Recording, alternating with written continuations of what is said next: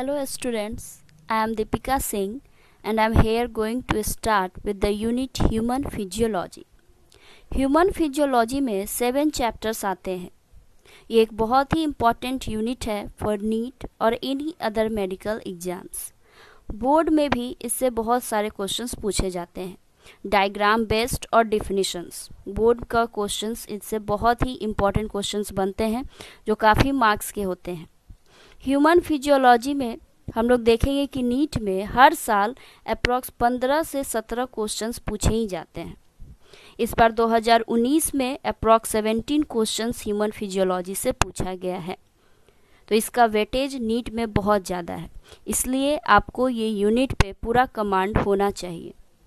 सबसे पहले हम लोग इसका नोट्स डिस्कस करेंगे, उसके बाद आपको एनसीईआरटी लाइन बाय लाइन पढ़ना होगा और साथ में ही प्रीवियस ईयर्स के क्वेश्चंस बनाने होंगे. तो चलिए हम लोग ह्यूमन फिजियोलॉजी का first chapter that is digestion and absorption start करते हैं. इस चैप्टर में हम लोग कुछ इम्पॉर्टेंट टॉपिक्स को कवर करेंगे. फर्स्ट टॉपिक जो हम लोग पढ़ेंगे that is digestive system. Second topic हम लोग पढ़ेंगे steps of complete digestive system. कौन कौन सा स्टेप्स इन्वॉल्व है इसमें जो हमारे कंप्लीट डाइजेशन और एब्जॉर्प्शन को करने में हेल्प करता है. नेक्स्ट टॉपिक हम लोग डिस्कस करेंगे structure of parts of our digestive system. इसमें देखेंगे कि हमारा जो पार्ट्स है डाइजेस्टिव सिस्टम का उसका स्ट्रक्चर कैसा है, शेप कैसा है, क्या वेटेज है, और उसके बाद फिर हम मूव करेंगे नेक्स्ट टॉपिक पे that is how the parts of our digestive system work. इस टॉपिक में हम लोग देखेंगे कि जो भी हमारा पार्ट है डाइजेस्टिव सिस्टम का जो हम लोग आगे डिस्कस करेंगे whether it is stomach, intestine, ये कैसे काम करता है और कैसे डाइजेशन में हेल्प करता है. Finally we will move towards our next topic that is complete digestion and absorption processes. कौन कौन सा प्रोसेस है जो कंप्लीट हमारा डाइजेशन करता है, एब्जॉर्प्शन करता है. लास्टली हम लोग देखेंगे disorders related to our digestive system. तो चलिए ये सारे टॉपिक्स को हम लोग इस चैप्टर में कवर करने वाले हैं. यही टॉपिक्स है जिससे आपका एग्जाम में क्वेश्चंस फ्रेम होंगे. तो स्टार्ट करते हैं हम लोग फर्स्ट टॉपिक के साथ that is digestive system. Digestive system को समझने के लिए पहले आपको एक टर्म समझना पड़ेगा दैट इज़ डाइजेशन. डाइजेशन क्या होता है?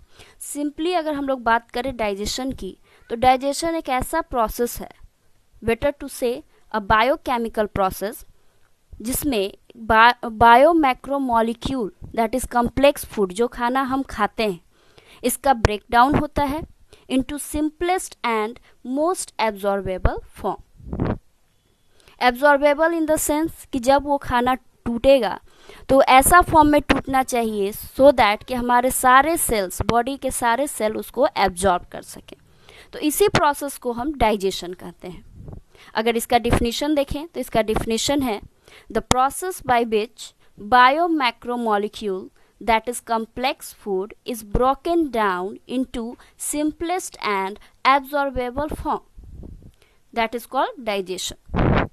तो डाइजेशन प्रोसेस को करने के लिए बहुत सारे पार्ट्स हमारे बॉडी के इन्वॉल्व होते हैं और ये सारे पार्ट्स मैकेनिकल और बायोलॉजिकल मेथड से डाइजेशन करवाते हैं और ये सारे पार्ट्स को मिला के ही हम बोलते हैं डाइजेस्टिव सिस्टम. तो बेसिकली डाइजेस्टिव सिस्टम है क्या? डाइजेस्टिव सिस्टम एक सिस्टम है जिसमें बहुत सारे पार्ट्स मिलकर एक प्रोसेस को कैरीड आउट करते हैं मैकेनिकली और बायोलॉजिकली. तो that is called human digestive system. अब बात करते हैं हम लोग ह्यूमन डाइजेस्टिव सिस्टम का. तो यहाँ तक हम लोग पढ़ चुके हैं डाइजेस्टिव सिस्टम क्लियर है, डाइजेशन प्रोसेस क्लियर है. तो डाइजेस्टिव सिस्टम जो होता है हमारा वो 2 कंपोनेंट से मिलकर बनता है.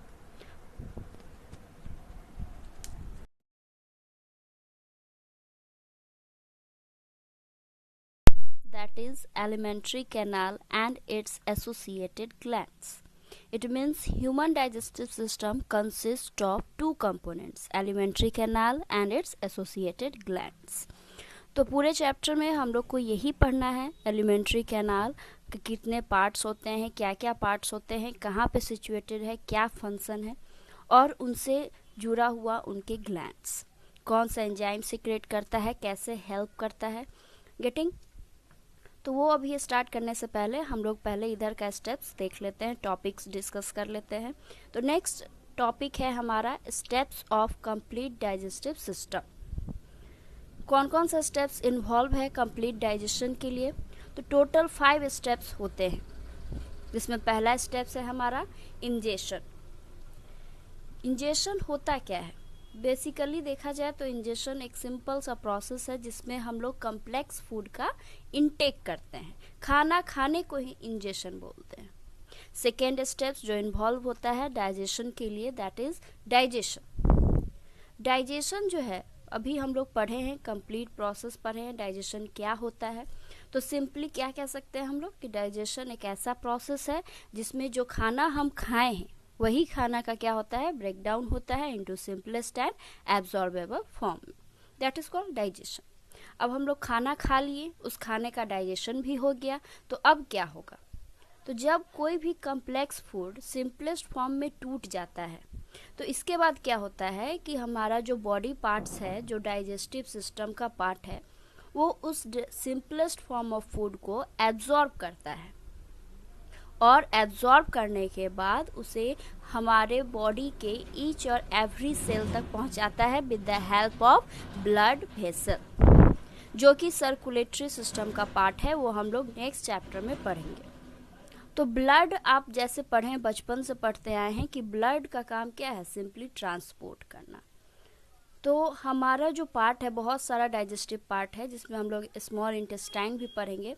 तो स्मॉल इंटेस्टाइन में हमारा डाइजेशन कंप्लीट होता है और वहीं पे बहुत सारे ब्लड वेसल्स, कैपिलरीज प्रेजेंट होते हैं जो डाइजेस्टेड फूड को एब्जॉर्ब करता है और ट्रांसपोर्ट करता है to each and every cell of our body. तो जब हमारा डाइजेस्टेड फूड हमारे सारे सेल जहाँ पे रिक्वायर्ड है वहाँ पहुँच जाता है, तो इसी प्रोसेस को हम बोलते हैं एब्जॉर्प्शन। तो we can easily say that absorbed food which reaches to each and every cell of our body where it is required by the process called absorption. Getting? तो अभी हम लोग 3 स्टेप्स कवर कर चुके हैं, इंजेशन, डाइजेशन एंड एब्जॉर्प्शन। अब move करते हैं assimilation, that is the next step. अब हमने खाना खा लिया, हमारा खाना डाइजेस्ट हो चुका है और हमारे सारे सेल तक वो डाइजेस्टेड फूड पहुंच चुका है। आगे क्या होगा? तो आगे हम लोग देखेंगे एसिमिलेशन। एसिमिलेशन में होता क्या है, बेसिकली जो फूड सारे सेल तक पहुंच चुका है, अब उस फूड का सेल यूटिलाइज करेगा और उसी प्रोसेस को हम लोग बोलते हैं रेस्पिरेशन, जो कि हमारा अगला चैप्टर रहेगा, नेक्स्ट जो भी चैप्टर हम लोग पढ़ेंगे। तो उस प्रोसेस को रेस्पिरेशन बोलते हैं। लेकिन जब फूड सेल तक जो पहुंचा हुआ फूड है वो उसका ब्रेक डाउन होता है टू रिलीज एनर्जी। इसका मतलब है, सिंपली देखा जाए तो डाइजेस्टेड फूड का सेल यूज करता है to produce energy, so that with the help of that energy we will do work. That process is called assimilation. Assimilation का general meaning होता है utilization. Utilization of absorbed food by our cell to produce energy is called assimilation. अब हमने खाना खाया, हमारा खाना digest हो चुका है, हमारा खाना सारे सेल तक पहुंचा by the process called absorption, and finally हमारा जो सेल है वो ये डाइजेस्टेड फूड को यूज करके एनर्जी प्रोड्यूस करता है और इस प्रोसेस को हम बोलते हैं एसिमिलेशन, मतलब यूटिलाइजेशन ऑफ डाइजेस्टेड फूड। जो लास्ट स्टेप है डाइजेशन का, that is called egestion. Egestion means जो खाना अनडाइजेस्टेड रह चुका है, जो सब्सटेंस जो हमने कम्प्लेक्स फूड लिया था उसमें से जो इम्पोर्टेंट फूड है, जो इम्पोर्टेंट सब्सटेंस है वो तो सेल के पास चला गया, लेकिन जो सब्सटेंस अनडाइजेस्टेड रह चुका है, अनवांटेड है, जिसका हमारे बॉडी में कोई यूज़ नहीं है, कोई फ़ायदा बेनिफिट नहीं है, वो सब्सटेंस अब हमारे बॉडी से बाहर निकल जाता है और उसी प्रोसेस को बोलते हैं इजेशन। तो टोटल 5 स्टेप्स है जो हमारे कंप्लीट डाइजेशन एंड एब्जॉर्प्शन का स्टेप्स है, जो हम लोग ने अभी तक कवर कर चुका है। अब हम लोग चलते हैं नेक्स्ट टॉपिक की तरफ, जो हम लोग इस चैप्टर में पढ़ेंगे डिटेल से, that is structure of parts of our digestive system. इस टॉपिक में हम लोग देखेंगे कि कौन कौन सा पार्ट्स है जो हमारे डाइजेस्टिव सिस्टम को कंस्टिट्यूट करता है, उनका स्ट्रक्चर कैसा है, उनका वेट कैसा कितना है, उनका शेप कैसा है। तो ये हम लोग इस टॉपिक में कवर करने वाले हैं। हालांकि हम लोग जानते हैं कि जो हमारा एलिमेंट्री कैनाल है वो हमारे माउथ से होकर और एंड करता है एनस तक। तो हम लोग इस चैप्टर में माउथ से लेके एनस तक के बीच में जितने भी पार्ट्स आते हैं, एलिमेंट्री कैनाल का जो पार्ट्स है वो हम लोग डिस्कस करेंगे। अब हम लोग चलते हैं, देख लेते हैं कि कौन कौन सा पार्ट्स है जो हमारे एलिमेंट्री कैनाल से बना हुआ है, जो कंस्टिट्यूट करता है हमारे एलिमेंट्री कैनाल को।